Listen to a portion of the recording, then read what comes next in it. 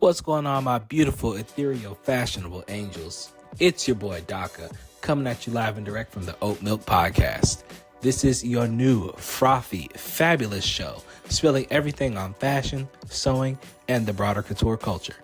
Hosted by myself, every episode is a blend of creativity, conversation, and a love for the threads that bind us all together. So come on in here, pour up a nice tall glass, and settle in for this week's episode. You won't want to miss it. Let's start the show.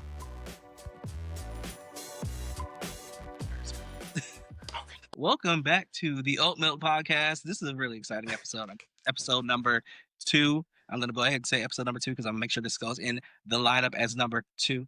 But super excited because I've got one of my really, really, really good friends on the podcast today. Right into it. I am here with the one and the only Sanpriest. What's up, Fran? What's up, man? How's it going? I am doing wonderfully. How are you? I'm doing pretty good. Like my skin look good. That's my hair is growing. So that's all I'm thankful. I can't You grow a know, beard for shit. I look it's like okay. Anthony Hamilton. It's okay. This works for you. This works for you. I'll take. I got 2 out of the 3 that you got. So I can't grow hair no more.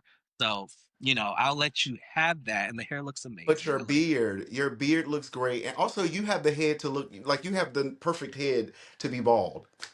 I thank you for that. Like You that's better I'm thank God. You better thank thank God. God. I thank my father because I have the head of my father, and I already knew what it was going to be, and I was like, okay, we can do this. This works. This is fine. This works. Yes. No Yes. lumps, no cracks. We're all good. See, my dad has one little small spot and he just turned 60. So I was like, okay, Uh, yeah, okay, we you in got time. there. Yeah, you We good. in there. And it's a minor little spot. So I'm like, okay, dad, thank you. We can deal with this. Right. Keep it there. Keep it there. Hold it. Hold it while you got it.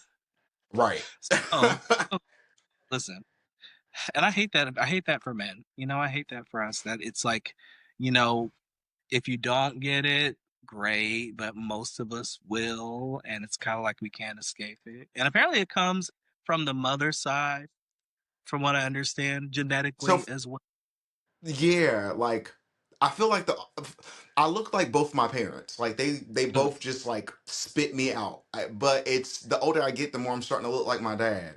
So I'm just yeah. hoping that my age and the way that I'm aging like my dad because if so, I'll have a great, line of hair. If it's my mom's side, baby, I'll be bald. I'll be bald soon. See, I didn't have it. It came from both sides. Both my dad was like, I remember when I was in like college, my dad and my girlfriend were like, yeah, when I was like 20 something, they started saying, why would you tell me that? Why Yeah, would you? so I held on. that's I held on to 30 at least. I got past 30, and then I was like, okay. okay, Well, for my granddad and my uncle, they started going bald like around 1920. So I'm 34. I'm good. I'm in there. yeah, you. I think you've made it past the worst of the worst at this point. I just knocked my lights over. This is production, okay? This is what the people need Okay, to. this is Okay, live. this is live in living color. All right. Well, I'm super glad that you joined me on the podcast today.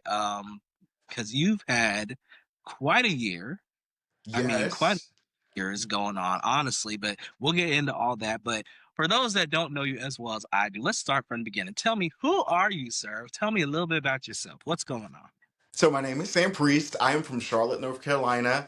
I am a performer, a musician, an artist, but ultimately I consider myself a creator.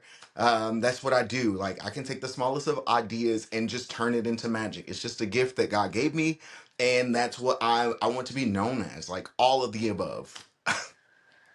I love that. And you are all those things. I've known you, I've had the pleasure of knowing you for like over a decade now, which is I crazy. know. But We're aging. I We're mean, not old. We're not we're not, old. We're aging. not old. We're Because people aging. still We're think I'm in aging. my late 20s, not early 20s. I'm pushing it, girl. I mean, I take the 20 when they're like, you're 28. I'm like, no, but Thank I'm you. sorry. I thought I would lie about my age, but the older I get, the more I'm more appreciative. I'm like, no, I'm happy to be 34 years old because millions didn't make it, but I'm one of the ones that did. And that's really true, unfortunately. But also I think, and I've always had like this really big kind of like issue with age. It's not so much now that I've gotten older, but like when you're 18 and you think of someone like at age 30, like it's just you have no idea. And it's You just like don't. you're seeing what the media shows what your 30s is like and all this good, bad, or indifferent. And like you don't, and also our 30s is not our parents' 30s. Like It's not. It is it's not. different. Yeah. Yeah, one, we don't have any kids. Don't have no kids. We don't have no kids. No, not that I wouldn't. I don't think I want kids. I'm Yeah. now. I would say that, but maybe later on in life, I will. But right now, I can barely take care of myself. So what do I look like trying to bring in life and trying to figure out how to take care of them? I don't need that stress, and I don't want to stress them out. Now, when I'm older and I'm richer, because we're manifesting, I'm going to be Hello. rich. Then cool. Also, I'll be able to afford someone to help me raise this baby from at least when a newborn to like 5. Yes. That's the hard part. It's the whole like okay, make sure it's still recording. We're good. Um it's the support. It is the I feel like if I were actively trying to like by my age right now, my parents already had me. Right? You're right. So, if I were trying to do that right now, I would have had to start saving when I was 17, if I'm being honest. Because like I just can't fathom. I can't imagine. Like the cost of childcare from what I'm hearing from my people that have kids It's is like three worse. something plus a week I went to for a what? baby shower to get gifts for a baby shower, and I panicked just by trying to get diapers. I was like, oof, y'all got it. And they go through multiples of those a day. My dad was 27 when he had me, and I'm like, yeah, no, no. And I'm the last of the three, so I'm the baby. Oh, And exactly. But my brother and sister were spoiled, so they didn't really have to do anything. So it was mostly my mom because my dad he worked. That was the balance of the home. Like my dad actually worked, my mom was at home with the kids, keeping everything organized. All my gifts though, I get from my mom, like my singing, my fashion, my creativity, my writing, all of those things. My mom literally said, "Here, you do something with this." And mm, so that was the balance. So I get my creative side from her, and then I get um my workaholic stuff from my dad. yeah. No, I But totally. but trying to have kids around this age in my 30s, I'm like, no, I'm just not. No. I think also just a lot of us, I mean, we see it a lot. People talk about on social media, and there's actually like studies. I can't quote any right now, but I've seen them. I've seen a lot of them talking about like, it's us, the 30s now, millennials in their 30s now and such. Like, it's like we're going through like almost another like adolescence. Like, because we're like, our growth compared to other generations at this age is not in the same spot. Like, I mean, Yeah. we hear those stories like our like people's grandparents, like, oh, when my grandparents were like in their 30s, they were already been working 15 years at their company or whatever, had already bought a house and all this stuff. And it's just like, how? Where? It, I mean, let's face it. That cost of a house was like $5, and You can like order a house y'all, catalog. That's crazy. Like you you can order cannot a make house. me feel bad because if I was back in your time, I would be thriving too. Like that's when I could work for all these companies because I'm smart. I know how to figure all the stuff that you guys are struggling with or struggled with then. I could figure that out. So I would have been one of those that would have been educated, that would have been able to buy a house, buy land, do all this stuff for my family. So you wouldn't be able to make me feel bad because I would like for you to come back in your 30s in this current life and tell me how you feel. Just for a day. You're just no. As No, much junk as you guys talk, give me 5 years. of just living the life as a 30-year-old now. So when people try to say, well, you guys are lazy, you're not doing this. No, baby. The system got smarter. They figure out figure out different ways to keep us down and make things more challenging for us. Like we've went through pandemics, we went through so many tragedies. Hell, I was in the hurricane. I was in Hurricane Helene. So like this is all of the stuff that like you guys didn't have to experience, or if you did experience, it wasn't as catastrophic as these storms or these climates and the situations are now. So I don't want to hear nothing you have to say. Shut up and move. And on that note, we're going to move on to the first topic of the day. So, I mean, you already told us, performer, fashion icon, What? sing, dancer, model. Oh, Because I know. yes. Hello. Couture. You know, And listen. I had the pleasure of being in someone's runway. Well, you did. This is true. It was a pleasure to have you. It was an honor.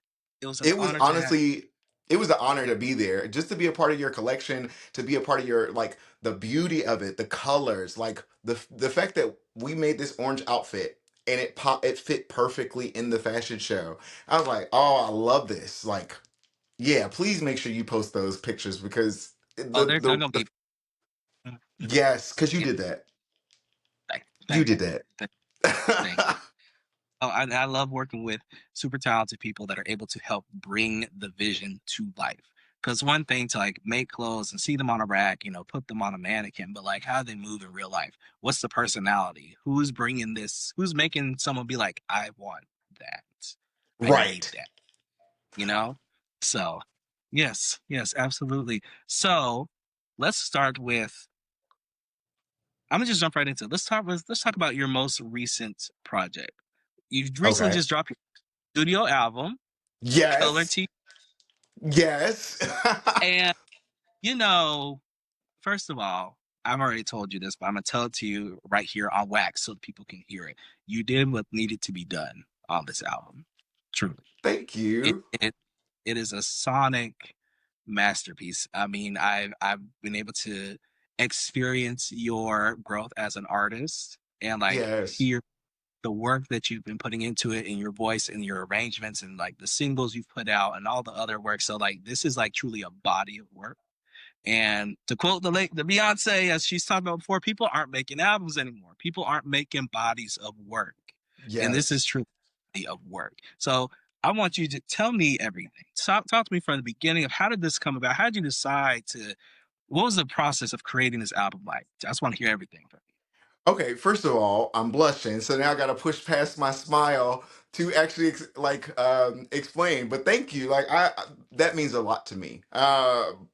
So in regards to color TV, um, I spent a lot of time trying to understand my sound. My voice is not like everybody else's, and I used to think that that was like a bad thing. Like I needed to sound like everybody else, and but the music I started writing was not music that blended in with everyone else. And so I would shop it around with some friends or shop it around with other people, and they were like, "Nah, that ain't it, dog." You know, and I'm like, "Nah, I'm not. It's just something in me that's telling me that you're wrong." And I don't think I'm delusional. I'm not, but sometimes you have to have some type of delusion within your when you're pushing out an idea, because if you don't, sometimes it's easy to be swayed into a category or swayed over here in a place where you're not supposed to be. So I started writing music randomly because honestly COVID was like that thing where I'm just like, well, I ain't got nothing else to do, so I'm just gonna um freestyle music in my car. So I'll play songs on YouTube and literally sit in my car and just freestyle songs, and then I will play it back and I'm like, oh, okay. And then I was like, okay, well maybe you should be an artist. So Wait, I, let me I pause. Let me pause you for a second there. So you weren't already like in a space. It sounds like pre-COVID, you weren't already like in a space of like, I want to be in music. Like music is what I want to do. Is that right? so okay, my undergrad is music performance. So that's what I was at A&T for. So I started out with musical theater. I'm classically trained. I have a degree in music, like music performance, not music education. I don't like kids. But I do like them, just not other people's kids. So No, I get I was I got out of education really quick and went into performance, and I was like, oh no, I like entertaining. And then so I moved to Phoenix for my master's. My master's was in environmental health and safety. So I've worked for Scholastic Book Fairs, NASA, I've worked for Amazon, all of these big corporations, but I wasn't happy because I knew this was my backup plan because originally I just wanted to do music, but I didn't know to what extent. And that. then so 2018 I lost my mom, and I went through depression. Like I didn't know what to do with myself, and I just started writing songs because me and my mom would literally just create songs throughout the house randomly, about different objects or just cleaning up the house. We would just write songs, or I would watch and listen to hear her songs because she wrote a bunch of gospel songs that she never released. But we practiced them. We had a youth choir and we would perform some of her songs. Or she actually had a gospel album that someone stole from her from church. And like that's when like you can just hit record on the voice notes and sell the cassette tapes. So I was like, oh, okay, well, so she never pursued it. She wrote plays and all these things. But anyways, so again, like I said, my undergrad was in music performance. When she passed, I found a love for writing music just as an escape, just to take my mind off of what's going on in the world. And I really got into it when I moved back to Charlotte and COVID hit. So I'm literally working from home at this point, and I didn't trust anyone. I didn't go anywhere. When I tell you I did not leave my house, I did not leave my house. Um, so I would just go from my house into the car and just play music and just start freestyling songs. So I was like, oh, I like this. So I started trying to figure out how can I become an artist. Baby, when I tell you that's hard, it's hard to do. You need producers, you need this, you need that. And one of my homegirls from gospel choir, I hit her up. I was like, "Can you make beats?" And her name was Marquita Halo, Marquita Halo, but Marquita Spencer, but Marquita Halo is her stage name. And I was like, "Do you make beats?" She's like, "I'm not that good at it, but I'll try." And that's when she sent me this beat, and it was the funkiest beat because I was like, I want funk. I like funk. I gravitate to funk. And so she sent me a beat, and I was like, whoa, this is funky. And that song ended up being She's Bad. And She's Bad, I basically recorded that in the studio in 2020, but I never did anything with it because I Yeah. just didn't know how to put my music out. I didn't know anything, and it didn't sound complete or polished enough for me. So I sat on it, and so here we are, 2021. I made a promise to myself. I was like, all I need is a laptop, and I can just record my whole album. My dad helped me get a MacBook, and I remember going into my closet at 12 a.m. And I didn't leave my closet until 5 a.m. the next day. And I wrote and created my entire album in that day. That so like the songs were created, the background ideas were started, but the songs itself were just created. And so I started sharing my songs with like my friends, and some of them, and honestly, the responses was like, no, this is dope. This is dope. So it went from I don't think this is dope to no, this is dope. And then I started asking, I'm like, can y'all help me figure out how to get this music out, how to get connected to these people? Nobody helped. Nobody helped. So I sat on it for another couple of years. So boom, here it is, 2023. I met my partner Jeremy, and he listened to my music. And he's like, nobody wanted to work with you. I was like, no. So he's like, He's like, you should. He's like, I think your music is great, but he's like, you should use live instruments. And I was like, what are you talking about, Willis? You know? And he's like, he's like, use musicians. I was like, I don't know any musicians that will. I was like, I'm struggling just to get the musicians that I work with to listen to my music. How am I going to get them to, you know, be a part of my album? He's like, well, I'm connected. I know people. And I was like, okay. He's like, but it's going to cost you some money. I was like, I have a job. I just need to know what to do and who to pay to get this idea across. So he started reaching out to his contacts, they're like, oh no, I like what he's doing, and they wanted to be a part. So you have people in Massachusetts, you have people in California, you got people all over just coming together to track my music. We didn't do it in the studio, but they tracked from home. So it's live instrumentation of every song. So, boom, we did She's Bad again, and now everything's live. Now I done lay down background vocals. Now I actually feel like I'm in the studio pushing my art out. And so we released She's Bad. I had got laid off on June 10th from my job for black reasons. That's how I'm gonna leave it, because there was no reason. But I got laid off June 6th, and I dropped She's Bad on June 10th, and the feedback from that was great, and I'm on this high. I'm like, oh shit, I really did this, let's get this going. But I didn't have work to now pay my musicians. So 7 months no work, and I made another promise to myself. I said, hey, as soon as you get the job, hit the ground running. So in 2024, at the beginning, January 9th is when I started working for this company in Asheville. I reached out to all of the musicians. I said, y'all track this. I said, I'll pay you in 2 weeks. So in 2 weeks we had everything tracked, recorded. As soon as I got paid, I paid everybody. And I released Come Here Baby on my birthday, which was February 1st. So in a month, we tracked and recorded and released my second song from my album, which was Come Here Baby. And I said, all right, boom. Now we release Come Here Baby. The next month we released To Be There. And after To Be There, we released Craven. And then we ended. So each month I'm dropping a song. I'm trying to keep everyone engaged. I'm trying to keep everyone's attention. And the last song that I dropped, that I was able to drop, was Run.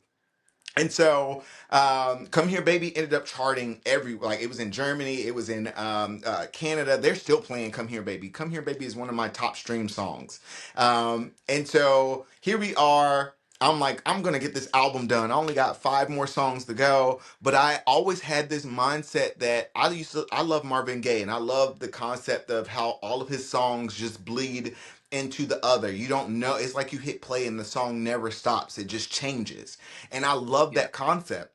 But I also loved color therapy. Color therapy was just something that I enjoyed. I'm like, every emotion is related to some type of color. So I'm thinking, I'm like, how can I figure all of this out? But in this mind, at the time, I'm rushing to just push out more music without bringing and piecing all this together. Then boom, Hurricane Helene hits, and my job got flooded out. It was like damn near under the water.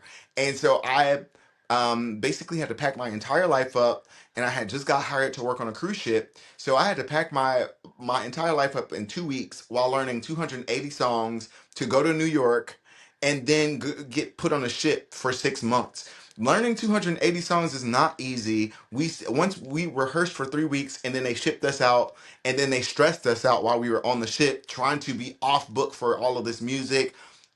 So by that time, the experience on the ship, it was beautiful, but it also was very stressful. So I didn't have enough time to focus on the direction of the project. But I was able to pay my musicians. So while I'm on the ship, everyone's getting paid. All the music is now done, and I get off the ship, and now I'm at this point of, I did all this thought process. I was like, oh, okay, well, you love The Wiz. So Emerald City was based on, it was basically a city of color. So I took that idea of the announcements of the color of the day, and I created the theme of how each song will be connected, the order, the structure, from the start of Black Boy Joy, which is one of my, I think that is a damn good intro to an album. It's soulful, it has a groove to it, but it also introduces you to who Sanpriest is. Like, I'm a vibe, baby. I can feel what you feel because I'm an empath. Let me take control of the crowd. That's what I do when I perform. I take control of the space, and I lure you in with how I move and how I perform my music. So I'm telling you, as soon as the album drops, who I am. And then I wanted acting on it. I wanted there to be a story told. So that's when I included the dating cycle. So I reached out to 2 artists that I know, Capria and Tevin, who goes by 11. And I was like, I love your voices. It's sultry. It's sexy. You guys have this energy and this connection that I would love to make a story out of. So it talks about the dating cycle. It also includes color therapy, and it includes interludes. And So everything is connected and it flows. So every song is connected to everything. So I start to get excited. But the issue is, before after I paid all the musicians, I didn't have any more money to go back and have them now create interludes for me.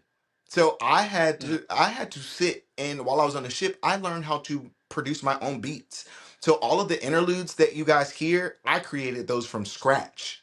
And then my boyfriend, he threw horns on it, and two of other my friends, they threw bass and guitar. So it still kept that live feel throughout the entire album. And then the actors, they I wrote the script, they acted out the script, and then I had to piece everything together, and then I had to record the last few songs.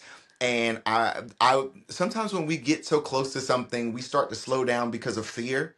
Like, well, I didn't put all this work in it, so like, what if I push this out and they don't like it? So now you're dragging your feet. Now you're doing all of this because you rather just feel like you have more to do with a project versus putting the project out to see how people will receive it.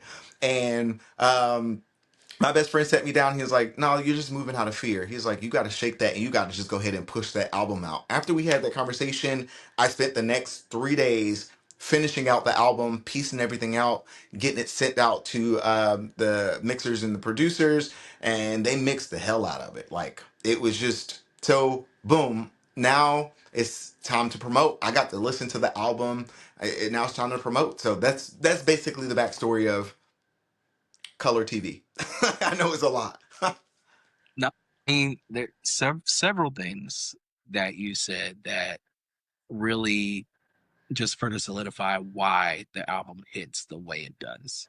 I mean, I think something that a lot of people don't understand in the creative process, especially in the creative process of music, is that things take a lot of time. You have no idea just how long an artist has maybe like sat on an idea, like how many iterations it came through. I was just watching, there's this I found randomly, there's a music production show on Netflix, Hitmakers. Have you heard of it? Ah, It's on. uh-uh. So I just found out about it. I was looking for things to watch on the plane when I was coming back from LA last week, and it came out like last year, but it had several different producers like, and their whole tag is like, you've heard our music, you just don't know who we are. And they had people on there that have written for Beyonce and Taylor Swift and Dua Lipa and all these folks and whatever. And so basically they're in this, they go through these like songwriting boot camps where they're like coming together to create songs to pitch to different artists. And it gives you like kind of this like background piece as to like how that all kind of works. And so having just watched Uh-huh. that and now hearing we're talking about as far as like, you created the ideation back like in 2020 as far back. And then like now it's 2025 and like it's all come together, in this project, in this package. And it's just like, yeah, these things take time to create art, you know? And I don't think Yes. I think we, Yes. in the cycle that we have today, and it's no shade to any artists or anything, but it's just like things get put out so quickly, and like we kind of lose the magic of it. I think, you know. Yeah, I didn't want to just throw a whole bunch of songs out and call it an album. I wanted to actually, like, I'm a storyteller at heart. I love to, when I perform Hmm. any piece, I'm trying to figure out how can I get that story across? How can I get their story across through my eyes?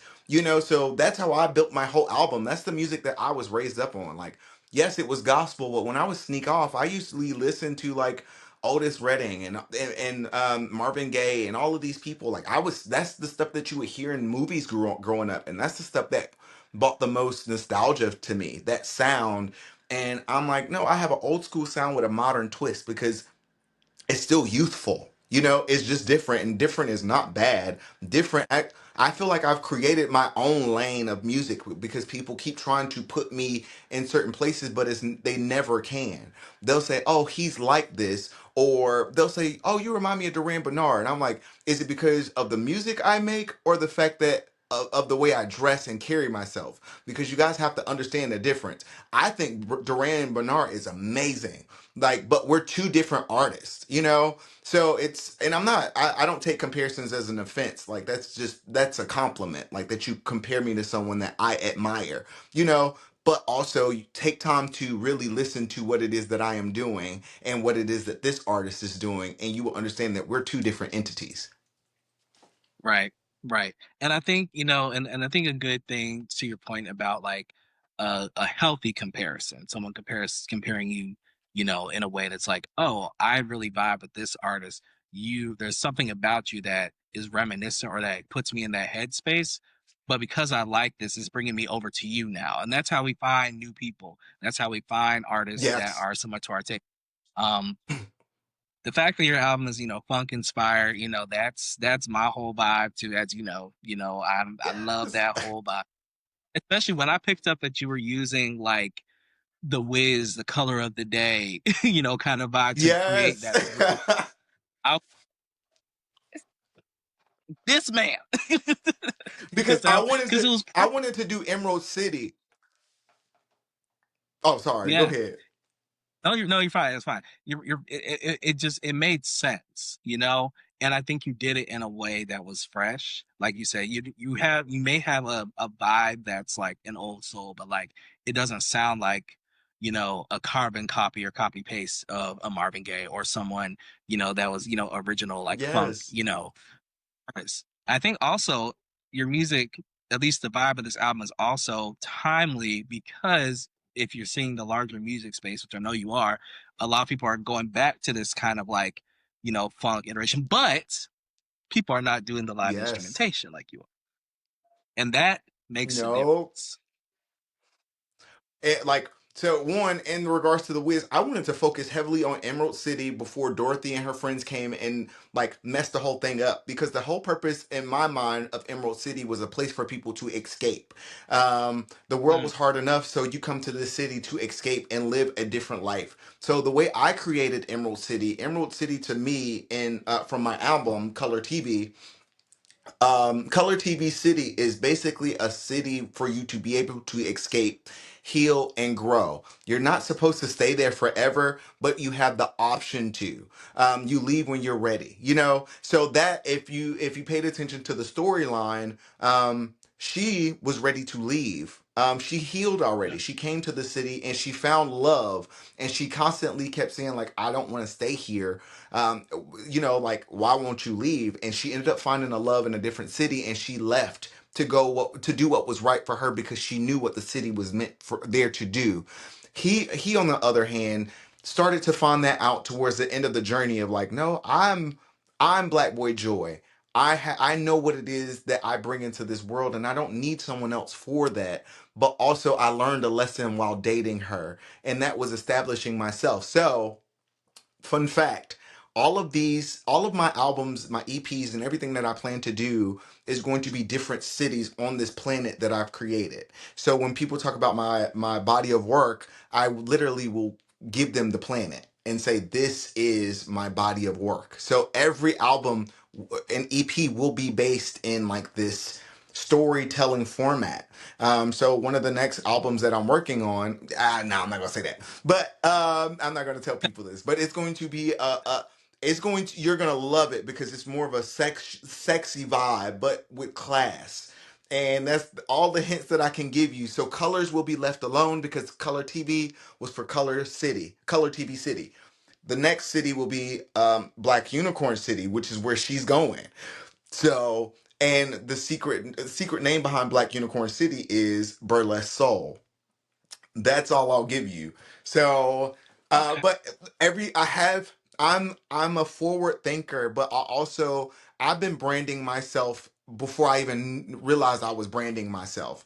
I used pictures from years ago. I've been using everything because everything came into place for this moment in time. And every time I tried to rush the project or rush to do something else, literally life stopped me in my tracks and said, no, not yet. No, not yet. And it all has worked out in my favor. So sometimes when we're in it, we don't see it. But when we get to that next level, or we cross that race, that finish line, we can look back and say, oh, I understand. Oh, I get it now. So, but in regards to the live instrumentation, like, these are some of the baddest cats I know. And I had the pleasure to actually perform with everyone that has been on my track. every person that's been on my track, I've had the pleasure of performing with. And I've seen them live, and they're even more incredible live. So it's just like, and the fact that they're rocking with me, some of these people have worked for BET, some of these people have worked for Tyrese, some of these people have worked for MTV. Like their resume is stacked, and they still find love in the music that I'm creating. So it's just like, okay, well, clearly you got something going on, Yes, friend.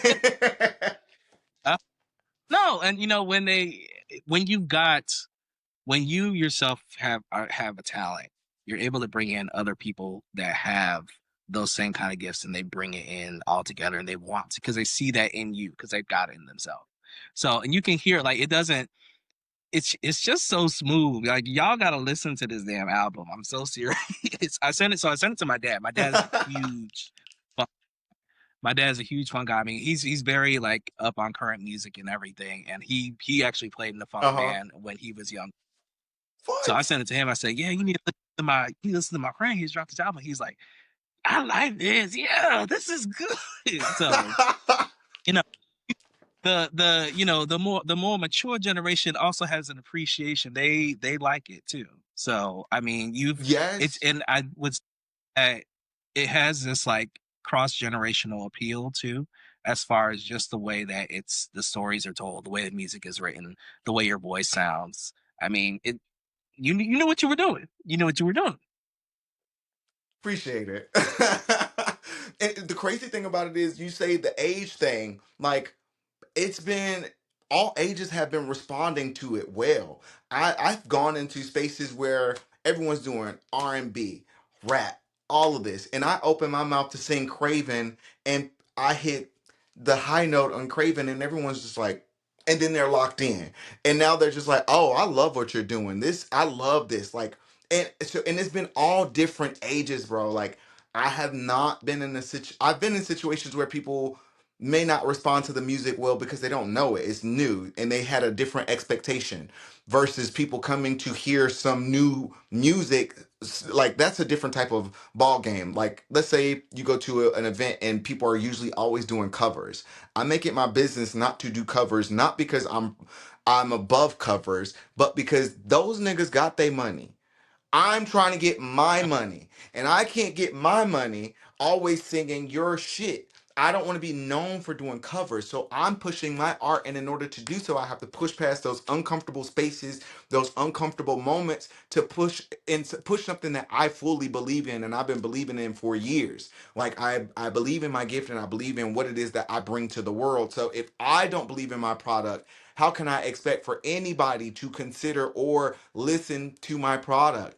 No, listen to my product because not to listen. If you don't toot your own horn, sometimes you won't have no music. So I believe in my product. Mm, I believe that everything. I took my time with everything. I made a story. I made a concept. I made sure everything was strategically placed, even with my advertisement. That's why I merge with my promo AI and all of these things because it is futuristic. It's a futuristic soul album. It's a world that was created for all generations where it can cross over, and all it takes is one song to grab your attention. Sorry, my little spiel. talk your shit. Talk your shit. Listen, like, and that's I love. Let's talk about futuristic soul. I think that really hits it on the head. And you've already teased that there's going to be more coming. That there's going to be other worlds, other cities, other. We're going to be able to explore the world that you're creating. This the world of Sanpriest. Basically, you're taking us on your Yes. journey. So, Come on, Netflix. Come on, y'all. Buy into this product because the visual is going to be amazing. so that. So let's talk about the visual. Let's talk about visuals for a second, because Uh huh. again, like you said, the way you're doing this, it's been great. It works so well, and this also coincides with your personal style too, because you have always been, I mean, one of the sharpest dressers I know, but you've already been in this space of playing with color and pattern and texture. That's why like me and you work so well together because I'm like, yes, like Yes. let's do all. So what role has like fashion and personal style and all that kind of played with you moving in your career and like in relation to your music? Like how do those two things marry for you like in your life just moving forward? So when I got to college, I got my first thing. It was a beautiful thing. It was called a refund check. And Ah, I baby, when I tell you, I took care of home. I sent a good chunk of money home to my parents. I spent my whole refund check in a day just being able to finally express and try on things that I've seen everybody in high school wear, or people around, just trying to understand and develop my own style. So we went from very flamboyant. I had these croc leather rain boots, and I had these black skinny jeans, and I was in couture, and you couldn't tell me shit. So as I, but being, I will say going to A&T really helped me understand my fashion, because I, like most people that go to college, we start to explore, especially for the people who didn't really have that much money. You get your first refund check. Now you get to buy the things that you want. Now you get to play around with the idea of fashion. So I started wearing more suits. And then so that's when I started working in my field, and everything was just mostly slacks and dress shirts, but I still wanted to have some type of flavor to it. So I started experimenting with just how can I make the basic clothes that I have to wear to work look cool, but also still professional, but still masculine. So then I'm like starting to learn my body. I'm like, ooh, I love how these slacks fit on my ass. Ooh, I like how this button up fits on my arms. Like, so now here we are advancing, and it's like I'm 34 now. I use all of the things that I learned in life to dress for whatever the situation or the occasion is. So now we're introducing suits. Like now we're starting basic. We're doing like black suits, plum suits, suits that aren't too out there. But now I'm doing wedding bands and party bands and things like that. And so I'm like, oh no, the girls are dressing nice. They got sequin. I want to wear sequin. So I start buying sequin suits. And then I start buying bell bottoms. And then I moved and I realized I was like, I love bell bottoms. Excuse me. I love bell bottoms. I own at least like 9 pairs of bell bottoms or wide leg pants. So all of those things started to become a part of me, and like I started to just love that color looks great on chocolate skin. It doesn't matter the color. I can pretty much wear any color I want to, simply because I'm chocolate. And I know I feel bad for everyone else who cannot relate. So sorry for you.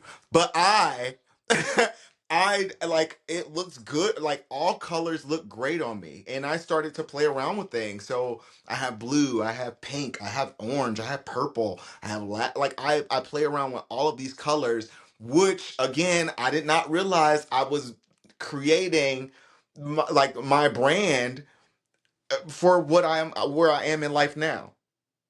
right. Sorry, that was my dog. He distracted me.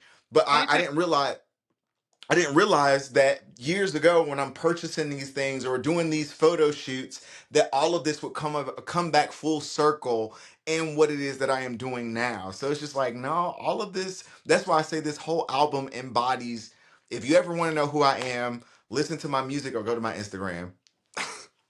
I mean, you laid the framework out right there. So yeah, I mean, it makes sense. It's all coming together. You've been building this, from the bottom up, and that's why it's so. That's why it comes across as natural. That's why it comes across authentically because it's you. It's literally all of you put into this package. So it definitely comes off that way. No, and it's crazy because it takes one, you need to make sure that you're figuring out your brand. Don't let anyone else determine your brand for you. You got to figure out your own brand and what it is that you bring to this world and what makes you you. Stop trying to be like everyone else. Again, that's why I stay away from covers, because I do not want to be like anyone else but Sam Priest, because Sam Priest, am an artist. Sam Priest am creating my own lane, and I can't do that by copying someone else's work. I can be inspired, you can be inspired, but at the end of the day, does your work speak to who you are, or does it speak to who influenced you? Mm, yeah. I think people get caught up in that because they're like, oh well, this worked for someone else, and it's like, yeah, but that worked because it worked for them. They had something that made it unique at the time, and Yes. like like you said, what are you bringing to the table on it? And so with that question, for because we know people that are outside the music industry, Uh-huh. we hear how cutthroat it is, how tough it is, not only that, but that there are all these folks that are surrounding you, like that, these power players, or such to speak, that may influence you, telling you like, hey, if you want to be successful, you got to do this type of vibe instead of this type of vibe. Have you had any of that, like, kind of like to your face, kind of like someone telling you that, yeah, this ain't it. You need to change this, or we're not, or you're not going to be this. We're not going to be able to work with you, whatever have you. And like, how do you kind of navigate those type of situations as an emerging artist, as someone who is still building? Maybe they've built like who they are in themselves, but like built trying to grow in this industry. Like, how do you kind of maneuver that? So I've never run into the fact of someone actually coming to my face saying you need to change your sound. Um, Again, it already took enough nerve for me to push my sound out. I've been blessed enough to experience and test my sound out in so many different spaces, and the responses is usually like, "Don't change. I love what you're doing." But usually, the other on the flip side of that, what I get is we don't know what to do with you. We don't know where to put you. Or like they just won't reach out to me. They'll reach out to a different sound. They'll reach out to the sound that they want. But the one thing that I hold true is I do this because I love to do it, and it's something that I know I'm put on this earth to do. The other thing is your community will find you. And also, if you have like the hustle, especially as an independent artist, I'm not signed to no label. I'm getting these numbers on my own because of the way I promote. I consistently post every day. I'm consistently in someone's inbox. When I drop my album, I'm sure you got an email or a message or a DM saying, "Hey, go check out my album," and I don't stop. I don't care if I get on your nerves because at the end of the day, it's my job as an artist to put my work in front of you. The everyone says the hard part is just making the music. No, that is not the hardest part. The hardest part is promoting your music and getting your music in the hands of the spaces and the people that you want to work with, or the spaces that you want to be. And this always, it's a lot of no's, baby, but I'm still waiting on my one yes because I feel like I'm so close. And if I give up now, I would never get to see what my product can be, who I can be as an artist, because I'm always willing to grow, willing to know. But you can't come to me and tell me to change my sound because this is all I got. This is all I got. This is what I this sound is my signature in this world. And if you I want to get to a point where when you turn on the radio and you hear a song, you know it's me. And that's why I take beauty in having the sound that I have. I take beauty in who I am in the body of work. Now, what you can do is take in consideration to better your skill, because again, I said it. I'm always waking up daily to grow, and the only way I can grow is if I know you. It's a difference from someone trying to change you versus someone actually giving you advice to help you, and you need to understand the difference. My grandma, what my aunt used to say, eat the meat and throw the bones away. I don't know if you've ever heard that saying, but it's basically if it doesn't nourish you, you got to throw that away. But the stuff that actually helps nourish you to grow, that's the stuff that you consume. So you eat the meat and you throw the bones away. And that's how I push through life. It's just like this doesn't I can't let your words break me. Even if you're on a high pedestal and you could change my whole life, I'm not going to allow someone to come and dictate the work that got me to even get you in a position to have a conversation with me. Because if I wasn't working with something, you wouldn't have spoke to me in the beginning. And so that's something that I take in consideration. But also my community is here and they're showing up, and those spaces are going to make room for you because what God gave you, no man can take away. Hello. You said that, and that's real. And you know what? And criticism and feedback, especially in the especially in the age Hit that we're me. in now, with social media, everyone has a platform. Mm-hmm. Everyone wants to make their voice heard, which they should, but a lot of people say a lot of shit and hide behind being a keyboard warrior, and they don't Uh-huh. know how. They don't have any backing of whatever they're saying. There's a lot of trolls out there, but Yes. you fight through that and be able to know that what you're doing is what you need to be doing, and that's going to work out the way it's supposed to for you because you're staying authentic to yourself. And like you said, taking the constructive criticism and being able to work with that and do something to improve yourself and be able to throw the other bullshit aside. Like that's a Yes. hard for a lot of people to learn. And Mm-hmm. you see it in the results. Like you see people kind of, you know, doing whatever, and you can try the popular thing, you can try the trendy thing. So with But you're losing TikTok, yourself in the process. And a lot of people don't understand that sometimes, and I guess this just popped in my head, but like trying to change is like also giving your soul away in a sense, because your soul is what you create. Your soul helps you create the art that you're pushing out there. So trying to bend for the wrong reasons is not helping your gift, and it won't help you flourish.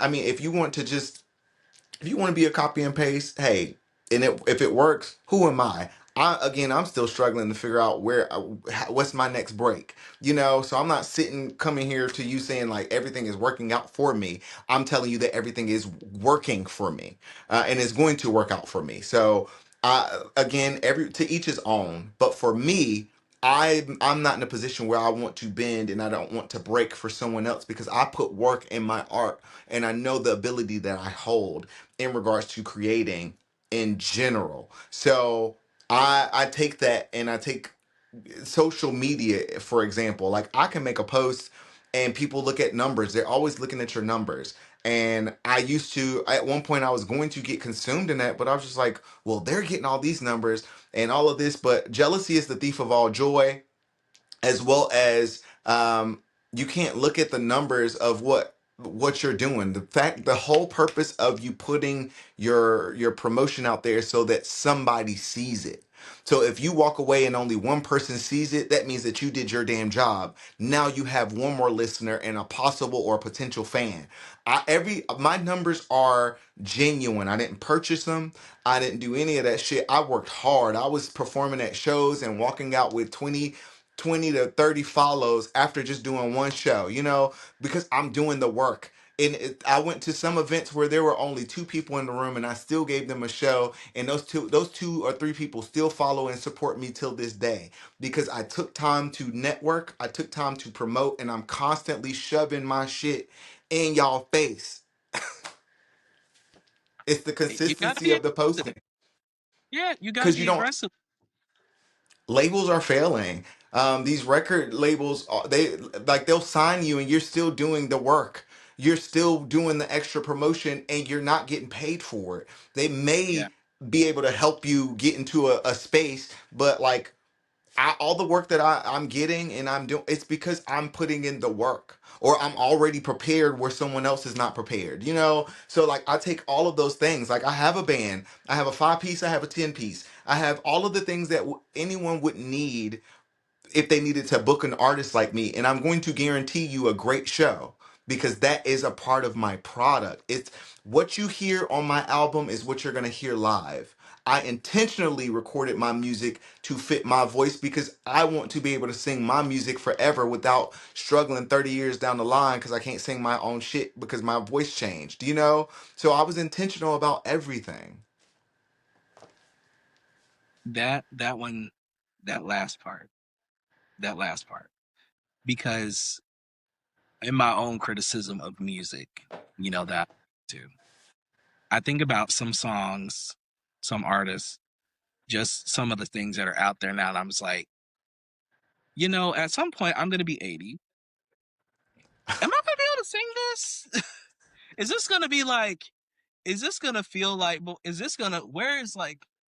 Is this gonna feel like before I let go? Is this gonna Right. feel like, the electric slide? Right. Whatever. Like, what's going to be lasting. And everything isn't. Some things are just novelty and whatever have you, and that's fine. There's space for all of that. Yeah, But I think to your point, like when you're deciding who you want to be as an artist, it's like what kind of longevity do you ultimately want to have, and how are you going to do that? right. And it comes to, like you said, being intentional with like, how does this sound? How's my voice sound on this? Am I going to be able to sing this? Does it even fit with what I'm trying to do? And Exactly. that's, I'll venture to say, it sounds like that is one of the many aspects on the good side of being independent. Like you have full like range and control to do that versus Yes. trying to fit this popular mold right now. I just saw something the other week, well, a while ago, but like to your point about labels, labels are failing, labels are changing. A lot of artists say, they're having to push out a TikTok song because their label is making them like, you need to do a viral thing because we're not really feeling you like that no more, or that's what's trending and you need to give us that because here you are. Yeah. And it's You're not about crazy. to bring me on your team and then shelf me for years. No. And the amount of times that happens is ridiculous. It's like, what was the point then? What was the reason? You know? Right. Is um I I will say, like, in regards to just the way the world is now. At first, labels and all that stuff was the way in. If you got signed, you got like you. But now everything is just like it's like a doggy. It's like every man for themselves. So it's like social media helped but also hindered us because now every time you go on Instagram, you see a ton of artists just posting their shit, getting it, and you're just hoping that the right person picks up on your sound, and boom, your following goes up, and you can go and book your own shows based off of your name alone. But the thing about being a new artist in today's world is like everybody's pushing out art music. Everybody's doing something. Everybody is constantly, and they're not trash. It's a lot of great artists out here that are just so impressive that are not signed, that aren't doing anything except for grabbing attention from social media because no label will sign them or they didn't want to work for a label. So now like you have your competition is the world. So it's just like, whoo, competition hard. Like this is not an easy thing. I will tell you that. yeah, I mean, the global scale of everything is, to our earlier point about like, you boomer, try being 30 now for whatever or whatever age. Like it's a completely different world.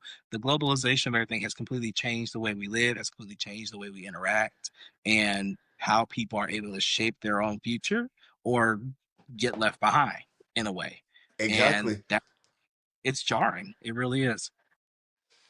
Yeah, I like, but that's everything when it comes down to the arts. The arts, as much as people try their best to shove us off to the side, it's one of the most competitive things to do in general.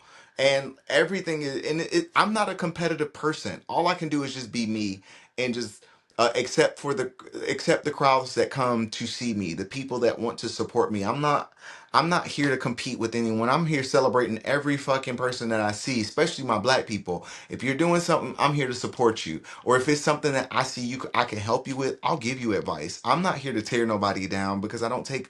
That's not me. I'm a lover. I was made in love. I was raised in love, and that's what I know how to do better than anything else is love people. And so that's what I push out, and that's also what is pushed through my music. Like you can just feel the good energy and the good vibes because I try to make sure I'm in a good headspace before I lay my voice down on anything, because I do believe that energies transcend through the art that you create. Every stitch that you make, your energy and your a part of you is in that stitch. Every song I make, everything is like I try to put myself in good spirit when I'm recording my music because I know that my energy is now on this digital platform that is now sending out my vibrations throughout the world or the listener's ears. So I'm careful with that, you know. But anyway, getting back to where we were going, like it's just very important to understand that this is not an easy journey, and that you don't need a label. You just have to have the mindset to put in the work to hustle your shit, because now this is your job. It's your job to constantly promote. Yes. And you have to be ready for that, or you have to get ready. As soon as it's popping up, you gotta be able to make that shift, because you are the only person. If you don't believe in it yourself and you're not the one putting it out there, like, people are gonna follow your lead. So if you're not serious about it, then they're not gonna be serious about you. They're not gonna want to invest in you. And like you Exactly. said, there's a lot of there's a lot of noise you have to fight through as well. There are just so many people. I love one of my favorite lines from a movie, Sister Act 2. There's a lot of talented people out there singing. They should have, could have, would have. Singing is not a food on the table. And I'm like, but Cheryl, you're an original dream girl. What you talking about? Which is the ironic part of it all. I'm Girl, that's your whole career. like, ma'am, Tony And Award this is winner. the Lauren Hill. This is the Lauren Hill. Say I what can't y'all even want think. about her, baby. I can't even think y'all serious right now. but, but, But when I was a child, I did. I was like, she's so mean to her. right. It's like, oh my Oh, I God, got a why would you? backstory. I got a backstory. Maybe when she filmed that scene, it was because she's already tried it and she's done it, but now she has to work a 9 to 5 because it didn't work out for her in that moment. So she gave up singing in general, and now she doesn't want to see her daughter deal with what she dealt with. Well, she said, remember, it was her daddy that was the singer. Her daddy is the one that was out there singing his shoulda, coulda, woulda. I'm sorry. She said, your daddy died trying to make it. And that's tough. That is tough. But Ooh, she Lord, had don't to, let me that be me. but she had to project that on her. But she came around the end when she saw, you know what? No, you got something there. You got something, and you clearly But want the crazy this. And thing I want, about it is, it usually a lot. Oftentimes, it's your family that you have to prove yourself to the most.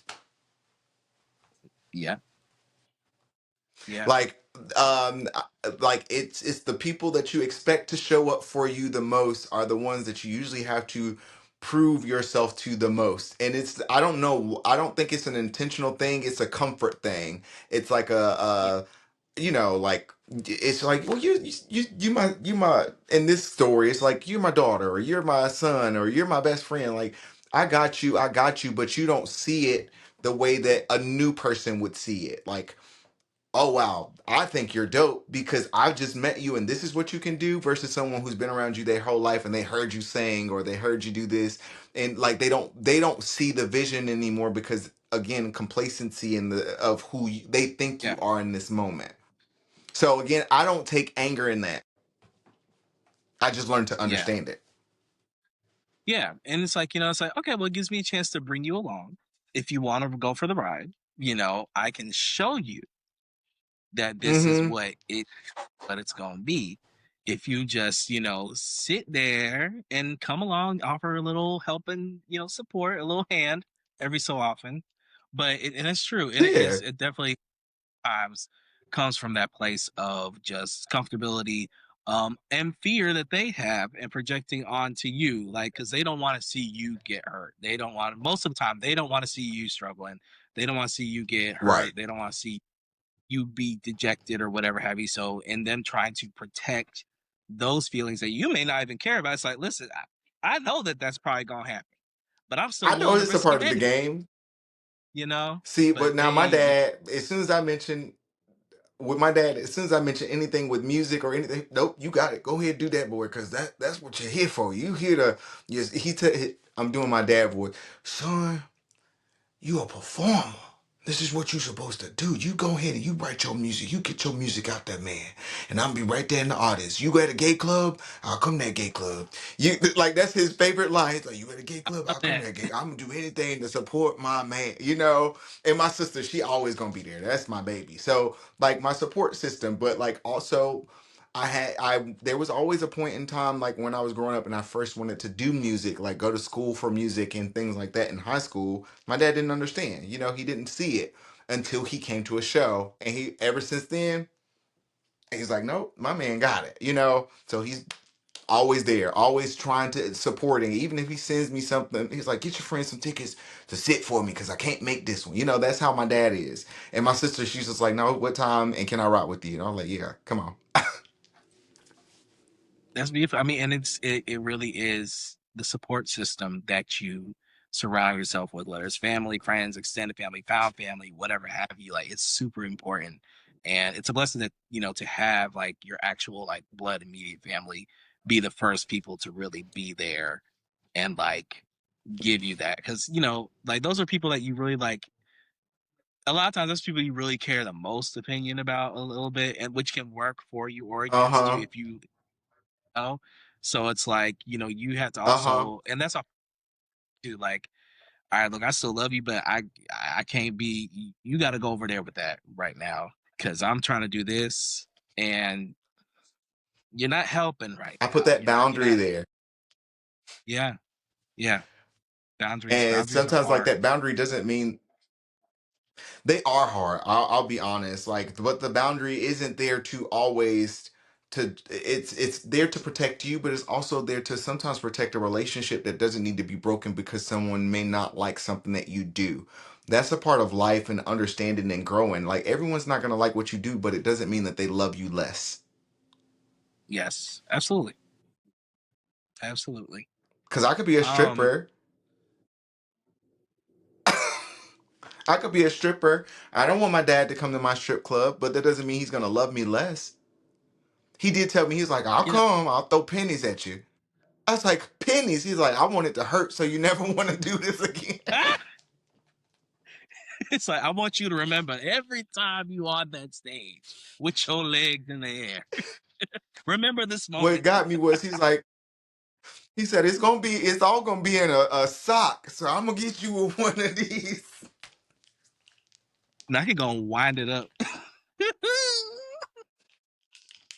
This my boy.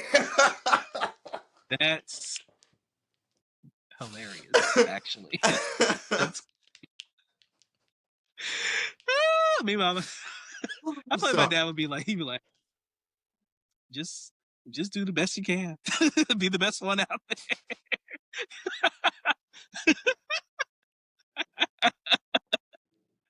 if you needed $20, I could have just given you $20. there. I was like, maybe there was another option, but you know, this is what you want to do. All right, hey, you Hey, gotta live, you gotta learn.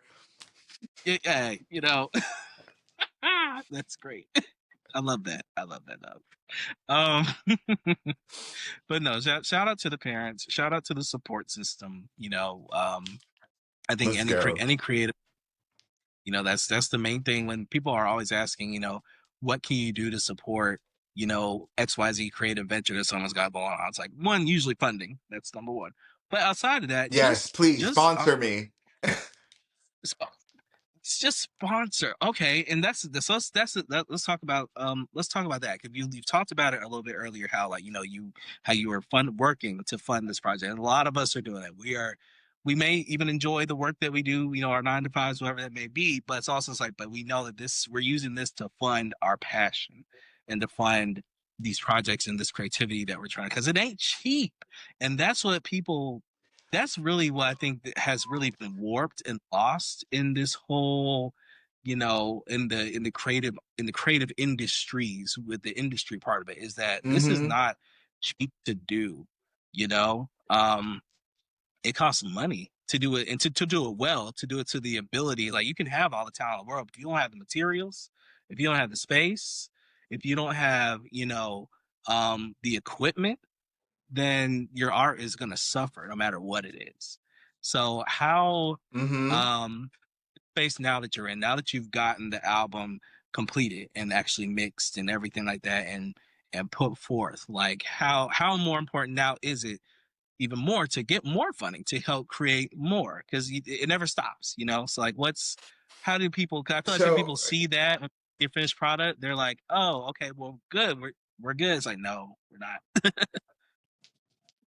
So, one, when it comes down to finances with even creating the album, like, don't let money be the reason you don't finish something or start something. It's all about testing out different spaces and networking, because you never know who you will network with. Because just like you're starting with something, a producer might be starting with something, instrumentalist might be with something, and they want a space to explore. And you never know, because you said, well, I don't have the money. It's all about goods, an exchange of goods. Like I do exchange of goods for my services. Like, hey, if you help me out with this, I can write you a song, or I can sing on this song for you because I can't afford your prices. You know, because again, some of these people worked for Tyrese, and some of these people have worked for all these bigger names, and they're still helping me out. So like, I know I owe a couple of people favors, and the only reason I haven't acted on them yet is because they haven't created the work that they want me on yet.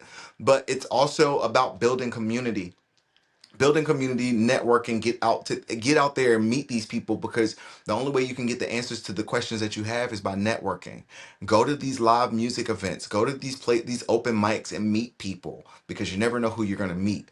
Now that the record is done, you still need to go out and you still need to network. You still need to meet these people, because you don't know who is looking for someone to invest in. You need to apply for grants. You need to apply for everything that you can apply for as an artist. You need to apply for it, especially if it's something that will benefit your pockets. Like, it's just something that you have to do, because even though we're in this day of Instagram and TikTok, baby, though, if you want to see the numbers for the post that you like, they put limits on everything. Unless you somehow get lucky and get on that right algorithm, the only way you're going to really get seen is if you put money into your Instagram.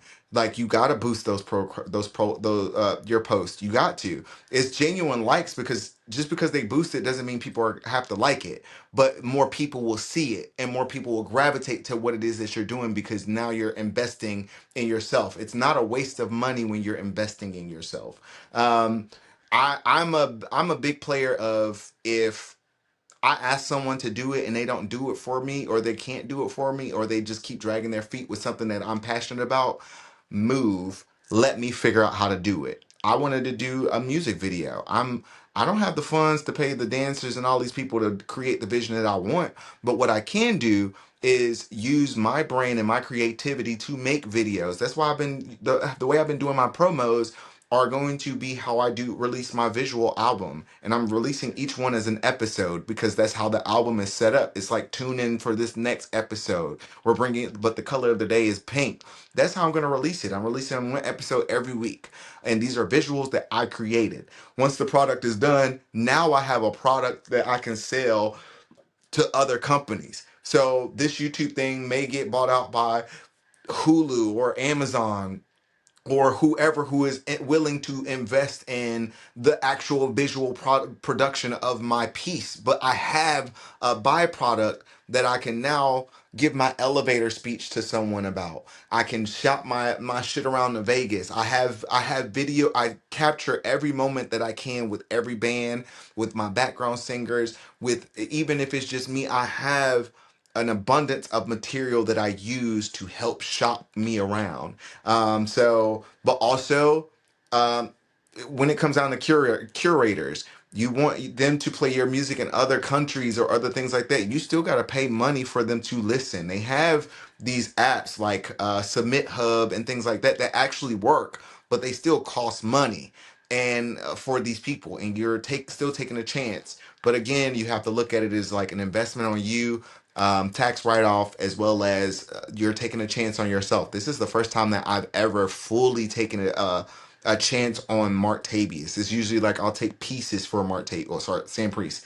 I'll take pieces for Sam Priest. But for the most part, I'm usually doing someone else's work. I did 9 to 5s, making sure someone else's vision and dream kept afloat while I'm struggling to build my own. So this is the first time I'm actually doing that, and it's hard. But the thing that makes it different is it's mine.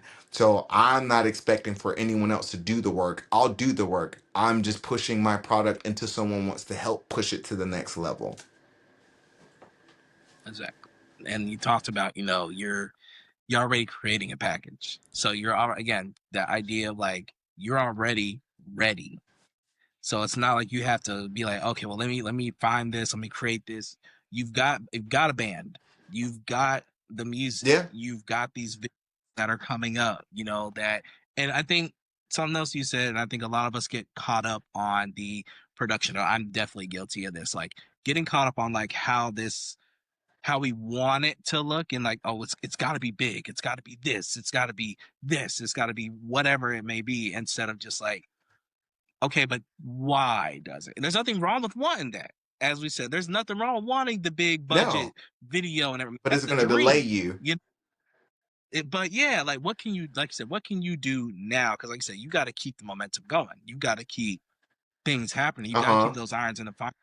You don't want to be stagnant, like you said, like just waiting on something to happen, waiting on that next funding or whatever have you. It is about being resourceful and about what you can do in the interim. And it's hard, but again, like you said, it's about having that faith in yourself, investing in yourself, and just doing, as Mariah Carey said, do the best you can with what you got. Okay, that's what you got. I live by that daily. I say that at least to myself at least twice a day, just like that. I'm gonna do the best I can with what I I'm going to do got. the best with.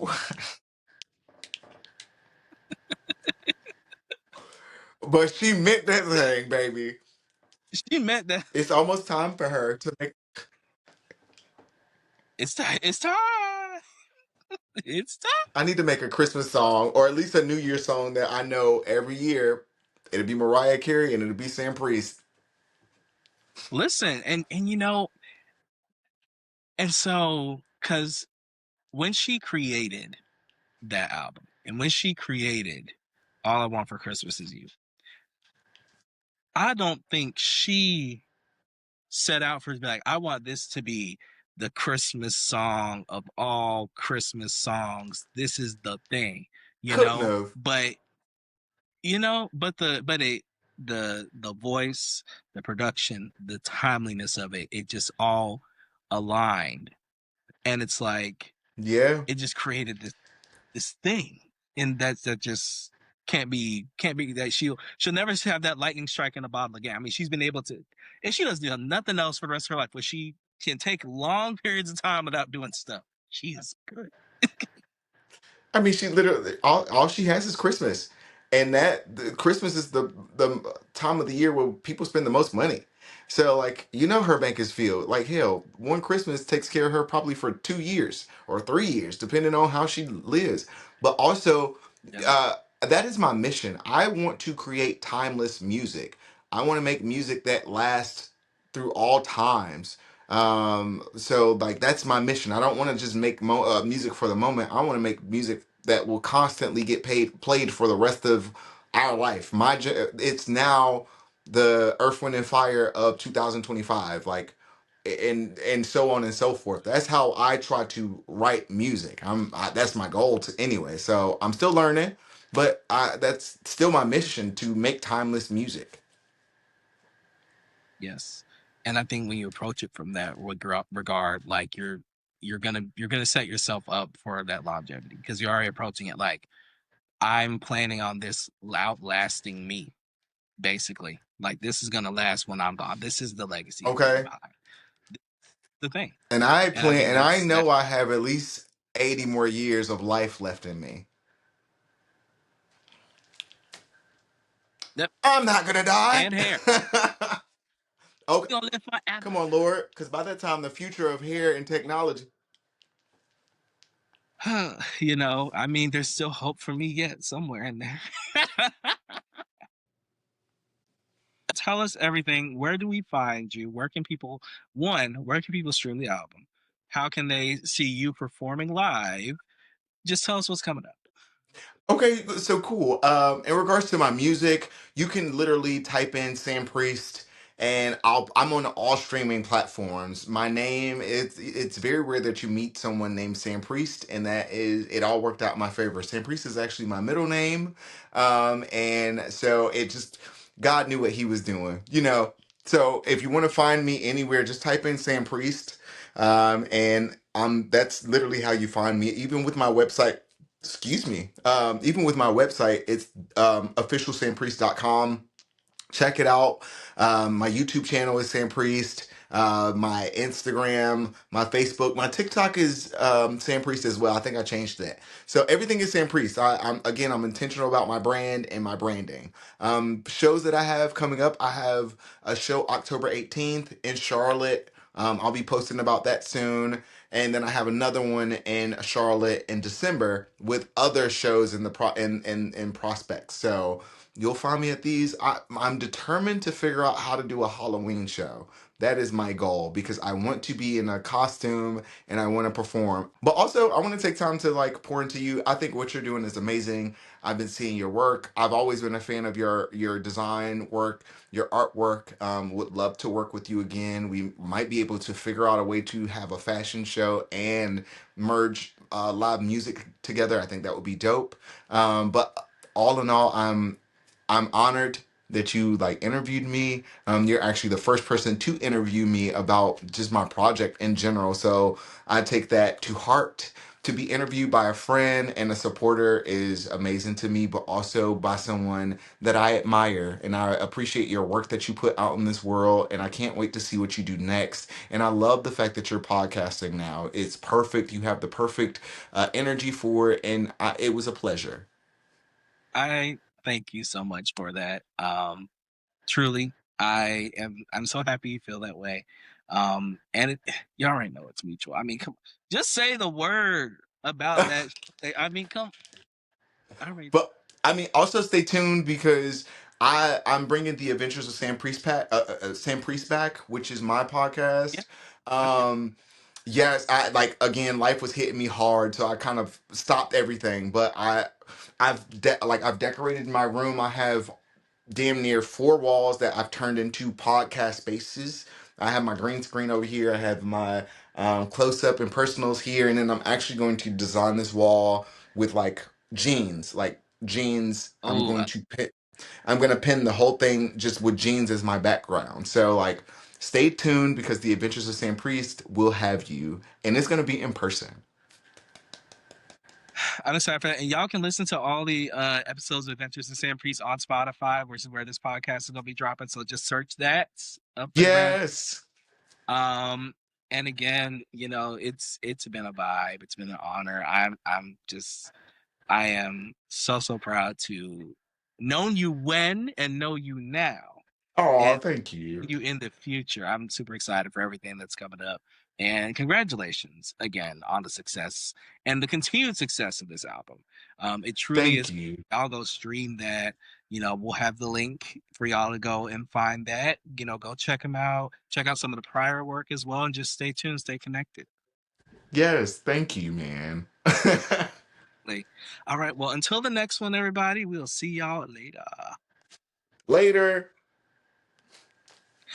And that's a wrap on this week's episode of Oat Milk. I hope you enjoyed listening to the conversation as much as I enjoyed having it. Give us a follow on Instagram at Oat Milk Pod, HAUTEMILKPOD, and stay up to date with the latest episodes, get behind the scenes clips, and just join in the conversation. Hope to see y'all in the next one. Until then, bye.